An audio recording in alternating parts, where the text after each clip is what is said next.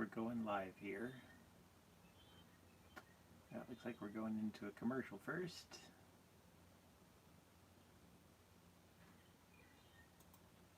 Let's see. Okay, there I am, or there are my hands. Hello and welcome. I'm MrTieDye. So it looks like we have 8 people watching right now. Hopefully we'll have some more people join in. Oh, now we're up to 13. Yep, so people are signing on here. So what I'm going to do today is work with some forceps to make a tie-dye sunflower.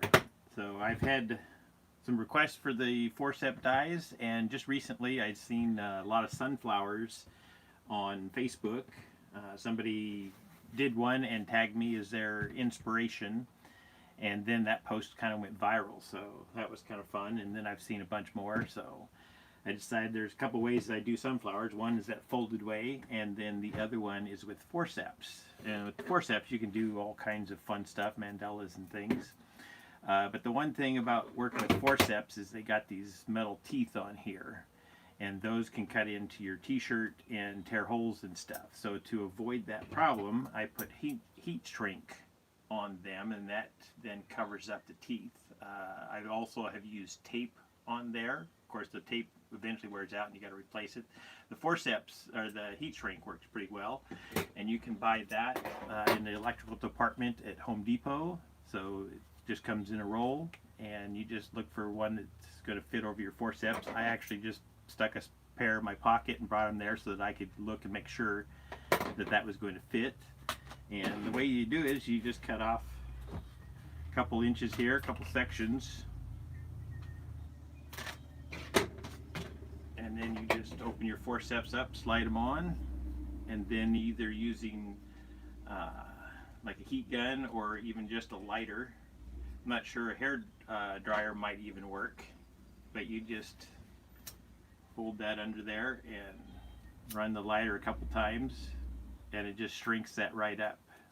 Well, it takes a little bit longer than that, but using a heat gun or something, taking a little bit of extra time with a lighter, you can get that to shrink up there, and then like I say, it comes out nice and tight, so those stay on there and they cover the teeth. So anyways, that's the forceps that we're going to use. I found these, I think, on eBay or Amazon, but I've had them for like 15 years now, so I don't remember just where I got them. Let's see, so we got some more people joining in. Hello Rose and Lori and David. So it looks like we're up to 29 people watching now. Okay, so what I'm going to do is I'm going to start with a t-shirt that's been soaked in soda ash. It's been spun out, so it's just barely damp, and then I turned it inside out and centered it by tucking one sleeve in the other. So I got both sleeves over here. Once you do that, then that gives you the center of the front of the t-shirt, which is where we're putting the sunflower. So what I do then is I'll go ahead and pull the back. We're just going to work on just the front of the tee. So here's the back here, and then you need to figure out how big you want to make your sunflower. I like to kind of figure these things out in advance, although I should have brought my measuring tape. So what I usually do is just try to make the sunflower or whatever image so that it's not overlapping onto the sleeve area. So it's easy enough to just kind of see your seam here and measure over, and I want it just a couple inches away from there, so that gives me 5 inches, so that'll make a 10-inch sunflower. So what I'm going to do is mark down here. I want the top of the sunflower to be about 4 finger widths from the top. You can choose whatever. Some people will put it right up at the collar or in the center. I like mine to be 3 or 4 fingers. So what I do is I'll mark a spot at 5 inches down from where I want my top to be. And then that way, oh, and I'll put my mark. So I'm going to have my sunflower start here in the center and go up to there. So, let's see. Hello Jonathan and Jason and Jenny and Christy. Welcome to my channel. And Jason, yeah, Jason, I said that. Welcome, welcome. So I guess there's a lot of people that are home right now. How's everybody doing? I haven't run into anybody I know, and I don't know anybody that knows somebody that's got this. Is anybody dealing with that? If they are, let's just kind of send some positive healing energy out and around to the world there for everybody that's dealing with this virus thing. Okay, back to tie-dye. So what I'm going to do is I'm going to start here at the center. This here is going to be the center of my sunflower, and I'm going to bring my pen up to that first mark where the top of the sunflower is, and then I'm going to just draw my circle. And this here is really just a guideline. You don't need to draw the circle on there. Did I go up the right distance? Let me check my measurement. Sometimes I do that. Yeah, that's 5 inches. Okay, so this is going to give me the 10-inch sunflower. But this here is just kind of a guideline so that when I'm folding it up, I have an idea. Because when you start clamping it down with the forceps, you want to make sure you're putting those in the correct spot. So, okay, so then the next thing that I'm going to do is fold this up. So I'm going to just fold in half right here at this center spot. So you can just kind of hold that in place and just line that up there at the top. So then I'm just really just lining my two halves of my circle up there with my center right there, and then lay that out flat. Hold on, we got dogs out there walking and barking at each other. Okay, so once I fold that in half the first time, make sure that I don't have any wrinkles or creases in here. You want to make sure that this whole area that you're working in is nice and smooth, and then you're just going to do the airplane folds back on there, and you can go ahead and fold both of these back at the same time if you like before you flip it over. So I'm just lining those two creases up and just putting them smooth on that edge, and now I'm going to pick this whole thing up and flip it over. So what I do is grab those folds up here and grab the center and then just pick that up and flip it down. And then I make sure that my creases are still lined up nice and straight here. And then I'm going to do the same folds on this side. So I'm going to line this crease up over here on this edge. And make sure I don't have any creases inside there. And then I'm going to line this edge up on that edge there too.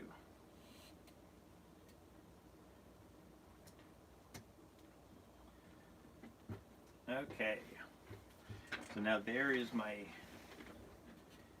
sunflower, and now I kind of know that that's kind of where I want my outer edge to be. Now I might still make it just a little bit bigger. I do have the extra room because I put that down. So I probably will go past that line, but that at least I know that's my 10-inch line there. So the first thing I'm going to do is clamp off the area for the center of the sunflower, and you can measure how big you want that. I'm going about 2 inches there. Come on. Yeah, these are getting old. I probably need to get new ones because they don't want to hold all the time. But remember, whatever this distance is here is going to be doubled. So sunflower does have a big center in there, but you want to kind of check that. So I have that at about 1.5 inches right now. So that's going to give me a 3-inch. I'll probably go just a little bit bigger with the center. And then you want to just put your forceps on. I usually will try to lock it in that first tooth if I can, and if it won't stay there, I'll lock the next one. And sometimes if they want to pop off on me, I'll take a rubber band and wrap around the handle here. Yeah, see, that wants to keep opening up on me. Alright, I'll use a different one. Yeah, when they're newer, they stay on there better. Okay, what do we got going?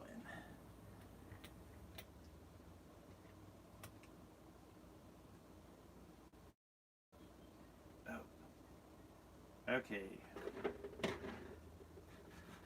Well, let me make sure I'm still on here. Yeah, I guess I'm running through my phone, but my computer is doing a reset, so I can't see any of the chat or anything that's going on right now. So hopefully my computer will come back soon and I'll be able to see you guys again. But for right now, I'm just gonna keep on working here. Like I say, sometimes I'll wrap a rubber band around my forceps here just to keep them locked if they want to keep popping open.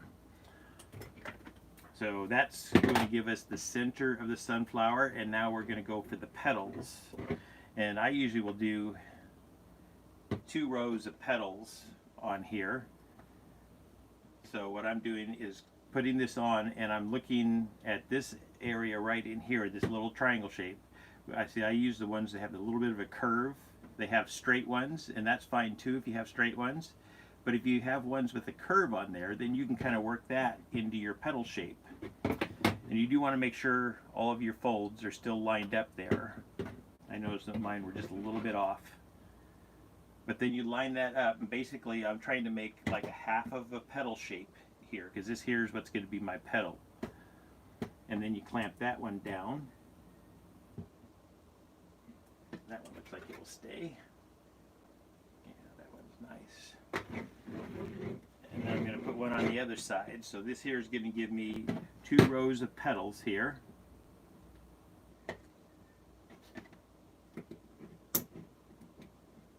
And if you're making a bigger sunflower, then you could even put a little bit of space. I'm putting mine right up against this area here just because I want to have room for 2 rows of petals here. And I'm going to scoot this one over just to give the other one a little bit more space here. So sometimes you have to just kind of readjust these to get them just positioned how you want them. And once again, making sure that your creases are all still in there where you need them. But instead of using string or rubber bands, we're using the actual forceps to block things off for our dyeing in here. So we want to make sure that they're positioned in a good place here. Now I'm just kind of looking at my forceps, seeing which ones, some of the channels aren't quite as deep as the others. They're just have been used more often. So once again, making sure that all your creases are still lined up here. Then I'm going to go in and make a second set of petals here. And this time here, I don't have anything to butt it up against. But when this opens up, we're going to have a white area here, or at least a lighter area. And this here will be opened up, so it's going to give you the petal shape. So you'll see that. Of course, this is a live video, so I can't do it at the end of this. But I will do a reveal video when I take these forceps off and do the rinse out. So, and then I'll post a link to it in this at the end of this live video so that you can go back and find that. But of course, it'll be on my Facebook and my Instagram and stuff. So anybody that follows me there should see the results of this video. So, and they are just a little bit of a issue to work with as you pick things up. You got 4 of them, and you have to make sure you don't bang them too hard, because that's when they will eject themselves from the t-shirt. So they give a really interesting way of tying the tee up, but they can be a bit of an issue to work with. And like I say, I've had these for a while, so some of the teeth are looser than the others, so you just have to check them, and if you need to, you can put a rubber band on there.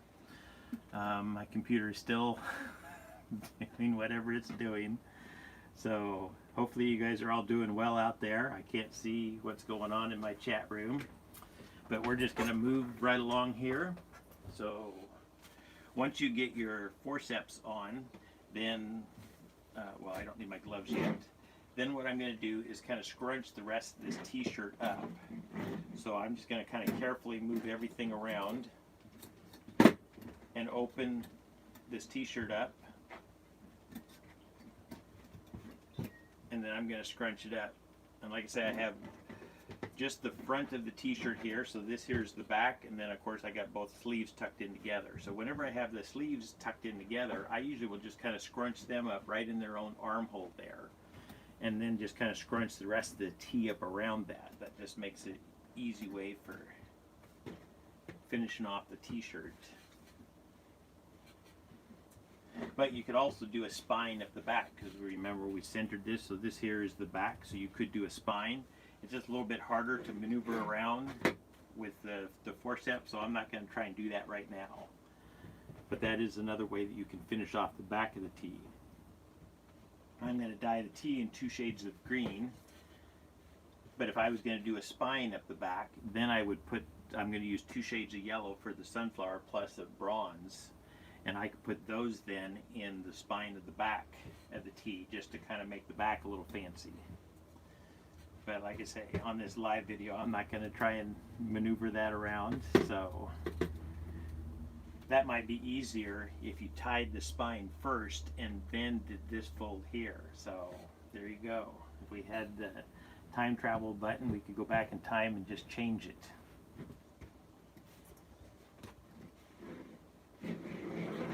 Okay. And hopefully I'm going to get back in and get to doing a bunch more videos. I know I've been kind of on a break for a while, and I appreciate you guys hanging in there and sending me comments and questions still. I've been trying to at least get the questions answered. So, and the membership is increasing, so I appreciate that. And I've had a few donations too. But I've been doing a lot of orders lately, so that's been fun. Just bringing people's tie-dye dreams to life. So now I'm going to tie the rest of this up with kite string, and once again, it's a little bit tricky with the forceps, but you can just kind of maneuver things around. You can also use rubber bands if you want to, but my tying preference has been kite string for a few years, since the Rebel brothers showed me how to use it.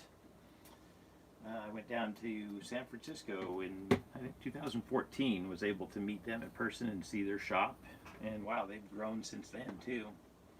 But they were the ones that turned me on to kite string, and it has just been a blessing for me, so I share it with everybody. Try it and you'll love it. Okay, so we're almost ready to start putting some dye on this. Oh, it looks like my computer is getting ready to boot back up, so I'll take a break here in a second and get this called back up so I can see what's going on out there in the chat room.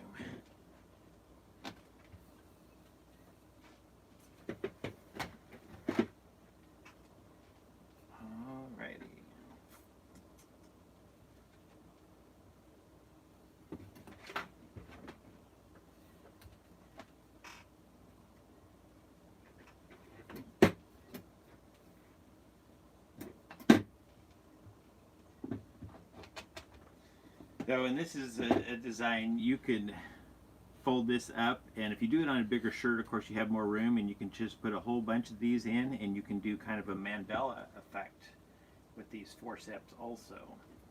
But somebody had specifically requested a flower done with forceps, so I thought, okay, this is a perfect one, since the sunflower was getting a lot of attention the last few days, that I would do a sunflower with the forceps.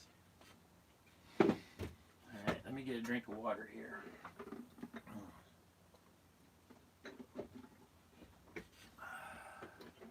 Okay, I think this will be ready to call up here in just a bit. Okay, so there is my sunflower. It's tied up. So this here is going to be the center, and then there's going to be 2 rows of petals here. So I'm going to dye this in the bronze, and then I'll dye in 2 shades of yellow. So I have, I think, daffodil that I've added some more lemon yellow to, and I got lemon yellow, and then of course bronze. And then I'll be dyeing the rest of the shirt in 2 shades of green. So I have emerald green, and I have my own version of bright green mixed up. What I do for this here is I use about 3/4 of the bottle with lemon yellow, and then I top it off with turquoise. Or you could even do that when you're mixing the powder, just do 3 parts lemon and 1 part turquoise, and that will get you this really nice bright green, and then you can adjust it up and down for your brightness. If you want it even brighter, then add more yellow, and if you want it darker, then add more of the turquoise. And these are all Dharma colors too, like say the daffodil, the lemon yellow, and the bronze. Okay, I might be able to call this back up here. So what I'm going to do to start with is dye this little piece down here, the center piece. So I'm going to go in bronze with it.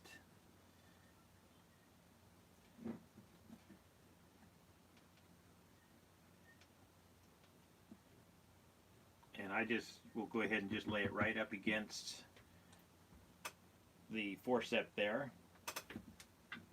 Sometimes the dye will leak under just a little bit, but most times it will leave a white line there. So I usually, if I have one of those, I usually will dye just right up to it. The one thing you have to be careful of though is on the side, because it can leak around on the two sides there. So and then let's see, we're going to go with the darker petals on the inside here. So this one here, I'll go ahead and make sure that this yellow dye, since it's the lighter of the two colors, I'll make sure that that's what I dyed down here on the side with and on the other side. So if something's going to leak around, I'd rather have the yellow leak around into the bronze than the other direction there. Okay, I think this is coming back up. And then otherwise, I just try to soak the dye down in there. So it's just kind of like coloring in the lines here. And just squeeze that a little bit, just try to get it to go into the other layers. Like I say, this is just a little bit of a pain. Sometimes I'll go ahead and put rubber bands around all of these so that I can kind of pick them up. If you've got 10 of them attached on here, you need to be able to have them picked up and moved. Sometimes you have to get a second person, but anyway, so now we're going to dye the top part here with lemon yellow. Okay, it looks like we're back. Okay, well, I'm glad I got back before we were done with the video here. Oh, let's see, we got some.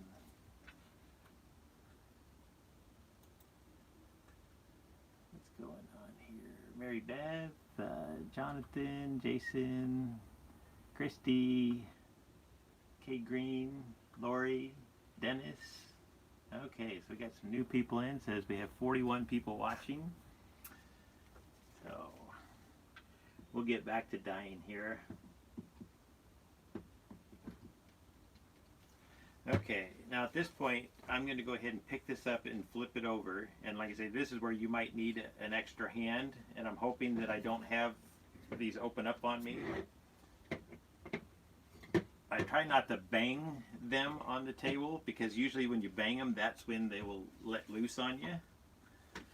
So, okay, so I was able to get my bronze to soak in. I have just a little bit of a white spot there to touch up. And then same way with my gold, or daffodil. But my lemon yellow needs more work here, so we'll soak that up. But this is fun. I've done the flowers or the mandalas in rainbow colors. So when you're working on the rainbow colors, sometimes you will have them with a little space here, and you just have to kind of dye in the different sections. And with the rainbow, the colors kind of run into themselves. So that just adds for extra blending in there. But if you're using colors that don't blend, you want to just be careful then as you're laying your dye down in here, because there are open spaces. This here one I went straight across because I wanted to form that circle in the center. Okay. Let's see.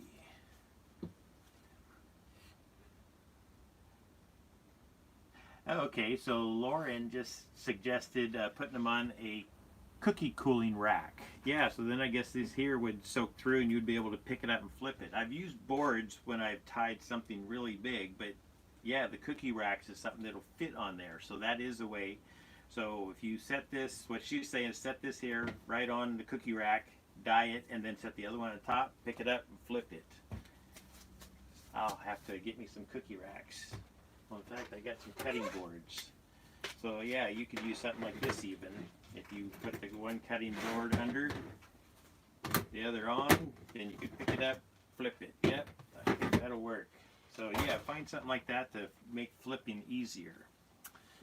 Okay, so now I'm going to get the green dyed, and I'm just going to kind of leave a little bit of a white space down here. So I'm not going all the way down to my yellow down here. That way I can let this dye kind of spread some on its own. And then the same thing up here at the top. I'm leaving just a little bit of a white space up there so that that dye can kind of spread around. And I can see my yellow is spreading. But I don't want to put too much green down that area and have it spread directly down into my petals. So in fact, I can put just a little bit of the green or the yellow up here on this side, just so that that is kind of blocked off. And maybe I'll put that right up the center. So I'll just extend my sunflower colors up into this peak a little bit. And that way, if the green starts spreading down, it's not going to spread quite as far.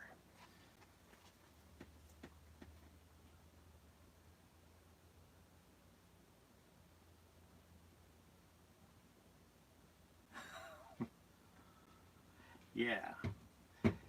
Well, I try to watch how much dye, and if it looks like I'm going to puddle, I'll put a dry rag down underneath. But yeah, when I'm working with something like this, you can't just slip a dry rag under there easily. So I try to watch which dyes I'm doing where they might end up puddling up on me.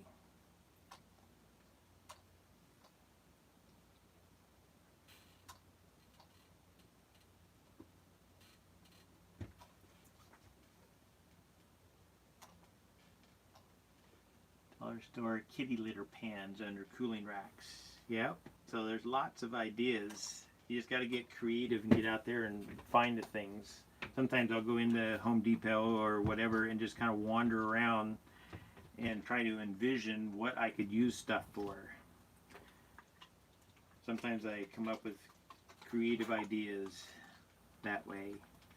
Although the Home Depot employees, if they ask you what they can help you with and it's hard to explain, you just have to kind of laugh and walk away.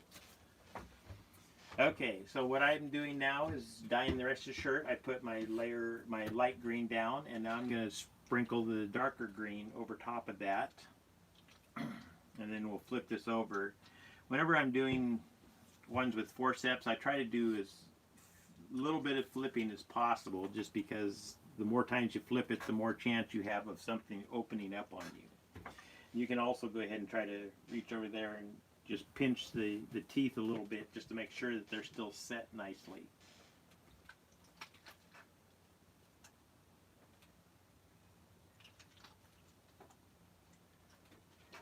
Okay.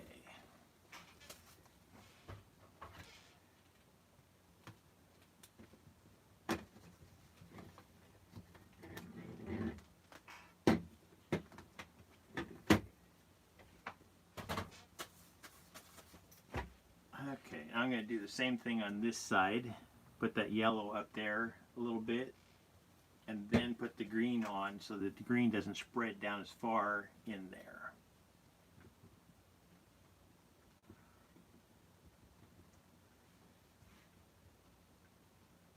And then, like I say, when this here's, I'll let it batch for 48 hours, and then I'll do a reveal video and post the results out on my page and out on well, of course on YouTube, but Instagram and stuff. So you guys will be able to find how this turned out over there in a few days.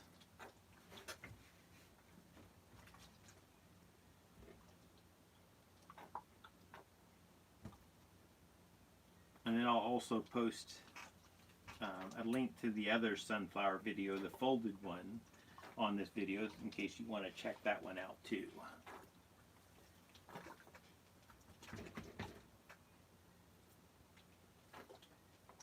So while I'm just kind of finishing up here, does anybody have any questions that I can answer verbally here?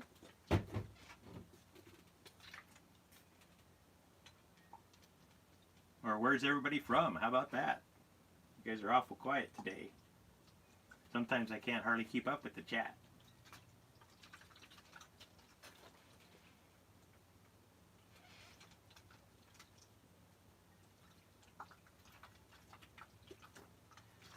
Okay, once I get that done, then I usually will kind of open those up and just make sure that I don't have any white spots in there. They're just little tiny spots. I assume that the dye is going to spread.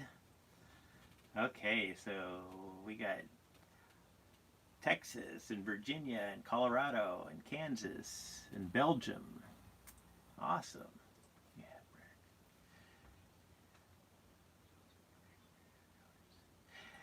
Yes, it is my opinion that the 48-hour batch time gives me deeper, brighter colors because the dye has more time to set up. I was experimenting, trying to figure out how to get my blacks to be darker. And one of the things I read is that blacks take longer to set up. So I started leaving anything that I dyed a lot of black into, I would leave it for 48 hours. And I noticed that I did get darker blacks, but also I noticed the rest of my colors were darker. So I just started leaving everything for 48 hours. So that's just become my new normal for the batch time. And then I also like a little bit of heat there. So I put mine in these bins here, and they have this rack. I found this here in the closet department at Home Depot. And I just cut these here to length. I put bins in here, so now I stack my tie-dyes on here so any of the dyes can drip out. But then I put a lid on that, and then I can stack those next to a heater vent in the wintertime, or I stack them out on the shed in the summertime. And so when I'm batching, then it's also getting heat. And then the other thing that batching longer does is it gives the dye more time to actually expire. So by the time I'm doing my rinse out and my washing, most of the dye is already dead, so that lessens the chance of having the back staining in the washer. So, long answer, but yes, I prefer 48 hours for better colors and an easier washout. Okay, so we got Colorado and Delaware. Yep, everybody's been stuck in the house, and so I've been trying to recommend my channel out to everybody because it just keeps people happy and busy. Right now, that's the best thing we can do is just stay calm. I know there's a lot of stuff going on, so I try to send peace, love, and light out across the world to everybody that's dealing with the sickness. But there's a lot of people that they aren't sick, but we're still quarantined. We're separated from each other. So that's especially a good time to reach out to people. So that's what I'm trying to do. Peace, love, and light to all of you out there. And thank you to all of our workers that are still out there, our medical people. We got grocery store shelves being stocked by grocery people. We have gas stations open. So there are some still people out there working, and they're doing a great job, and we appreciate them. Okay, let's see. The number of shirts, that just depends on how much of one color, but I think if I was going to dye one shirt all one color, a medium shirt, I could probably dye 2 shirts with one 16-ounce bottle. So that's, I would say, 8 ounces then per shirt. But it really just depends on how much. I mean, I mix up 8 to 10 to 12, 14 colors sometimes and use and replace them anyway. Sorry. Let's see. Chugwater Wyoming. Nope, I haven't heard of that, but hello. Shrink wrap, yes, we covered that. Let's see, the shrink wrap is something you get in the electrical department, like at Home Depot, and it just comes in a roll. You cut off how much you want, and then you just use a lighter or heat gun, and it will shrink then right onto your tube, on your thing, cover those teeth up. Let's see, the hardest design that I've done. Let's see, folded wise, I think the ankh was hard to do. I did a folded one of the ankhs, but I did a video of that recently. So let's see. I did the universe or the galaxy on a tapestry. I did folded a dark side of the moon. That was tricky. That one I felt like I needed to have a third hand attached to my body to get that one folded up just right. But now I stitch those, so that makes it much easier. Let's see, one of the most complicated stitch designs, I did the flower life. So let's see. Yeah, lots and lots of ideas.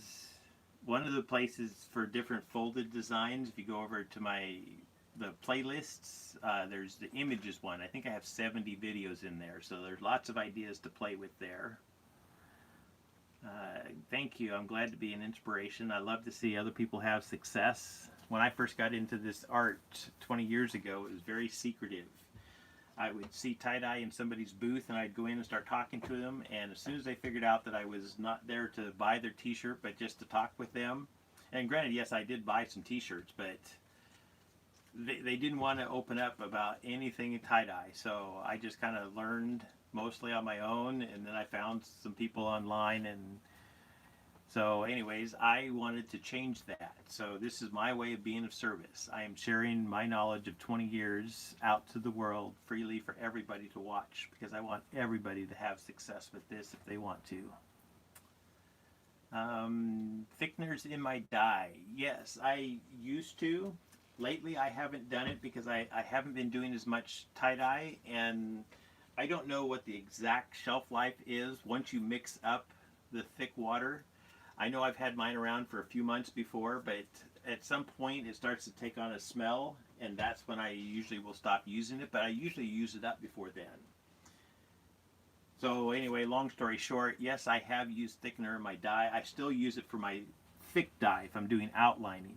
But for my regular dyes, I just put urea and salt in them and water. So I haven't been using thickener for my regular dyes anymore. Let's see. Oxford, Massachusetts. Hello. Welcome. Wisconsin. Junction City, Oregon. You're not too far away. I'm just up in Corvallis. My grandparents used to live in Junction City.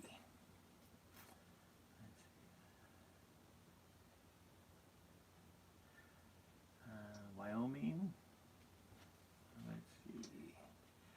The VW bus. That one's a stitch design, and that one just, it takes a long time, and for me to be able to sit in one place, I've had problems with my wrists, so I haven't been doing that. But I might try and do it. I might do it like over 3 or 4 sessions just to get that out, but it's just a stitch design, and I do have 3 videos up that show that process. But I did promise I would be doing the VW bus, so I will get to that one soon, but I'm not sure just how soon. The Jack Skellington, I did do one of those folded, so that's in my list. If you search, I think Jack, or I can put a link to that in this video so you can find it if you haven't found it. I'll make myself a note. But I did do a folded Jack in, I think, October for Halloween. Let's see. No, there's a question, does urea make it thick? No, the sodium alginate is what makes it thick. The urea, what that does is help you mix more powder into a smaller amount of liquid, and I mix my dyes really strong. It's also a wetting agent, so it will keep your t-shirts damp longer. But if you're putting them in a bag or in a tub, then it's not needed. So urea is not something that's required. It's just something that some dyers choose to use, and I do choose to use it. But it's not required. The first part of doing tie-dye, I think probably 10 years, I used just the salt or water and the powder, and that was all I mixed in my dyes.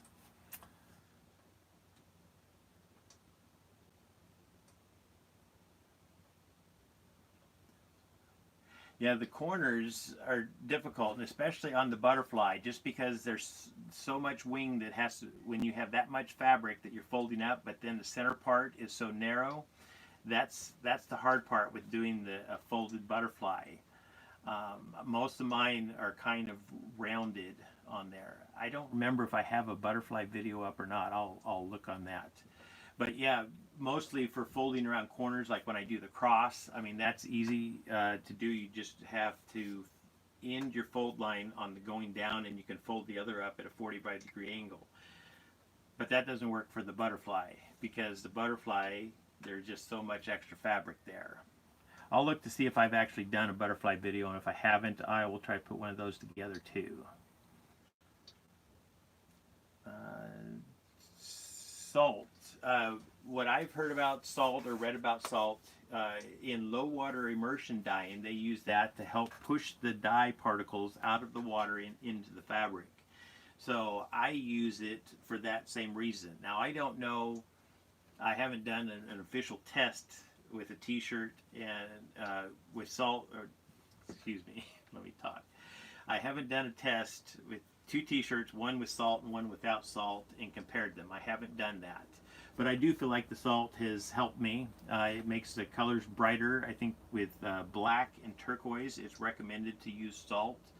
So I use it in all of my dyes except for my yellows and reds. For some reason, the yellows and red dyes, they don't blend up as nicely. All the powder won't dissolve. I've seen powder sit in the bottom of my yellow dye if I use salt in the mixing process. So anyways, so I use salt in all the rest of my dyes except for my reds and yellows. Let's see. Yeah, the jack was a difficult one to fold, but the main thing is just getting that mouth folded up, that I don't know, raised pleat fold. I don't know what that's what I've called it in the past. I'm not sure just what it is, but doing the mouth, that was one of the trickier parts. Glad that you're learning. That's why I'm making these videos. I want to help everybody have success with this. Microwaving. Thoughts on microwaving? Does it make the dye set quicker? Yes, it does. I have done microwaving in the past. It's not my choice of doing it. I've noticed that I get darker colors by letting them batch for longer compared to the microwave. I did just kind of an unofficial test. But yes, if I am in a rush, I've had people call me up and say, I need a t-shirt, can I pick it up tomorrow morning? And for those instances, then I'll go ahead and dye the t-shirt, and then I put it in the microwave. What I'll usually do is put it in one of these tubs. Well, I got all these rags, but I'll put it in one of these pails like this here, just a wash pail, and I'll set a couple wet rags in the bottom, and I'll set a couple wet rags over top of it, and then I batch it for 2 minutes in the microwave.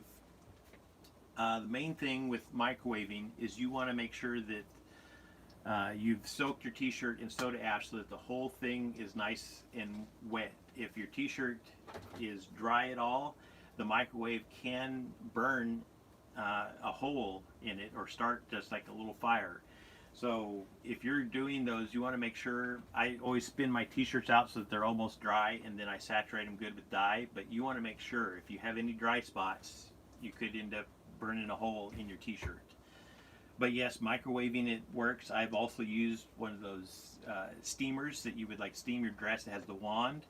And what I would do is I would dye my shirt, and then I would go ahead and run the steamer over it just like this here, and just run and just let the steam go all the way through, flip it over, run the steam through, and then I would let those cool. Most of the time I'd let them then batch overnight, but I have let them cool for an hour and then wash them, and that worked also. But I had one of those steamers that put out the really hot steam, like if it touched your hand, it scalds you. So anyways, so yeah, there's lots of ways. There's the 1 hour tie-dye where they use the hot soda ash, and that's a page you can find where they want to speed up the process. So there's lots of methods of getting your dyes to set up quicker. Let's see, I'll try to answer a few more questions here. You guys have asked a bunch now. You can do more complex stitching designs. Yeah, I have one more stitching design is going to be the VW bus. The even more complex ones, they're just so detailed that those ones I spend 8 to 10 to 12 hours on those, and that's just too long to sit here at the table in this video format and do that. So possibly someday I might do one where I'm not doing any talking in it. That way I can listen to music. But yeah, the stitched ones, they take a while. Okay. Oh, I guess I went up too far in the questions here. Okay. Well, I think I'm going to sign off of here soon, and I'll try to get some other videos made up, and I will try to get back on and do more of these live videos. Looks like we've got just 39 people watching now. I think we're ramping back down. Oh, okay. Somebody said I do have a butterfly video up. Okay. Sure, it's not videos. Okay. Well, thank you guys all for joining me and watching this. And like I say, I will do a reveal video for this, and I'll have that up hopefully in 2 or 3 days. And as soon as I get some more videos, I'll try to start getting those posted again, and then hopefully I will get another live video. The main thing with the live videos is finding a design that I can focus on while I'm still kind of interacting with you guys. Some of the more complex ones I need to really be focused, because I've tried to talk and tie-dye before, and then I lose track of where I'm at. And anyways, so if you guys do have any suggestions, you can put them below this video, what you would want to see as a live video. But remember, I'm not doing the really complex ones because I have to be able to focus on tying and on talking with you guys. Thank you all. Peace. Namaste. And please call your mom, your dad, your sister, your brother, your aunt, your uncle, somebody, and tell them you love them. And maybe wave at your neighbor. Put some hearts up in the window. Do something just to spread some joy in the world. Peace out, people.